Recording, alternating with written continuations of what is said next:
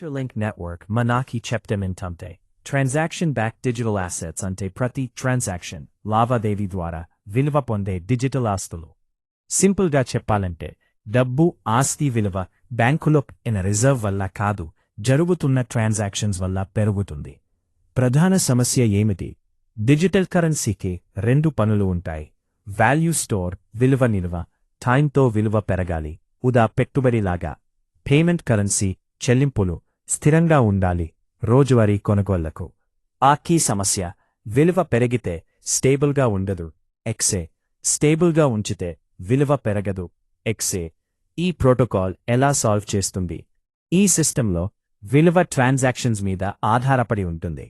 ఎక్కువ మంది ఉపయోగిస్తే విలువ పెరుగుతుంది. వాడకం తగ్గితే విలువ కూడా తగ్గుతుంది. అంటే యూసేజ్ ఈక్వల్స్ వాల్యూ. చిన్న ఉదాహరణ, ఒక గ్రామంలో డిజిటల్ టోకెన్ ఉంది అనుకోండి. 10 మంది మాత్రమే వాడుతున్నారు. విలువ తక్కువ. 100 మంది వాడడం మొదలుపెట్టారు. విలువ పెరిగింది. ప్రతిరోజు కొనుగోలు అమ్మకాలు ఎక్కువయ్యాయి. ఇంకా విలువ పెరిగింది.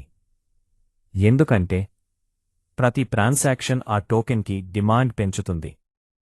సింపుల్గా ఒక లైన్లో ఎంత ఎక్కువ వాడితే అంత ఎక్కువ విలువ వచ్చే డిజిటల్ ఆస్తి ట్రాన్సాక్షన్ బ్యాక్డ్ అసెట్. రిజర్వ్ ఆస్తులు మరియు చెల్లింపు కరెన్సీల మధ్య తేడా.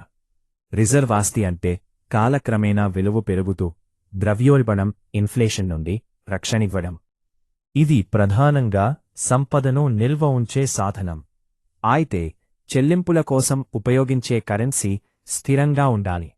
వ్యాపారులు తమ వస్తువులు సేవలకు చెల్లింపులు స్వీకరించినప్పుడు ధరలు స్థిరంగా ఉండాలని ఆశిస్తారు. ఎక్కువ మార్పులు ఉంటే వారికి ప్రమాదం ఉంటుంది. ఈ రెండు లక్ష్యాలు ఒకదానికి ఒకటి విరుద్ధంగా ఉంటాయి. కాని చాలా బ్లాక్చైన్ వ్యవస్థలు ఈ రెండు పనులను ఒకే ఆస్తితో చేయడానికి ప్రయత్నిస్తున్నాయి. అందువల్ల అవి వాస్తవ వినియోగం కంటే ఊహాగానాల వైపు మళ్లతున్నాయి. ఇంటర్లింక్ ఈ సమస్యను భిన్నంగా చూస్తుంది. ఒకే టోకెన్తో రెండు పనులు చేయడానికి బలవంతం చేయకుండా నిజమైన ఆర్థిక కార్యకలాపాల ద్వారా ఆస్తి విలువ పెరిగే విధంగా వ్యవస్థను రూపొందించింది. ఇది బ్లాక్చైన్ ప్రపంచంలో ఒక పెద్ద మార్పుకు సూచిక. ఇప్పుడు విలువ కేవలం డబ్బు ప్రవాహం వల్ల కాదు, నిజమైన వినియోగం మరియు ఆర్థిక కార్యకలాపాల వల్ల వస్తోంది. ఇది ట్రాన్సాక్షన్ బ్యాక్డ్ డిజిటల్ అసెట్స్ ప్రోటోకాల్కు పునాది. ఇప్పటివరకు లావాదేవీలు విలువ మార్పిడి కోసం మాత్రమే ఉపయోగించేవి. కాని ఇప్పుడు లావాదేవీలే కొత్త విలువను సృష్టించే ప్రారంభంగా మారతున్నాయి. ఇది చిన్న మార్పు కాదు, ఇది ఒక పెద్ద మార్పు. ఊహాగానాలపై ఆధారపడిన వ్యవస్థల నుంచి నిజమైన ఆర్థిక కార్యకలాపాలపై ఆధారపడిన Transaction-Backed Digital Assets Protocol, Part 1. The conflict between reserve assets and payment currencies. The problem. A reserve asset is designed to appreciate over time and protect against inflation, primarily serving as a store of value that accumulates purchasing power as adoption increases. By contrast, a payment currency requires relative stability. Merchants need predictability when accepting payments for goods and services, as excessive volatility introduces risk and makes it difficult for businesses to rely on such an asset for everyday commercial activity. These two functions operate in fundamentally opposing directions.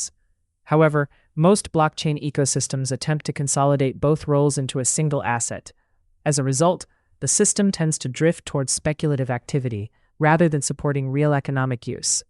Interlink's approach. Interlink approaches this challenge from a fundamental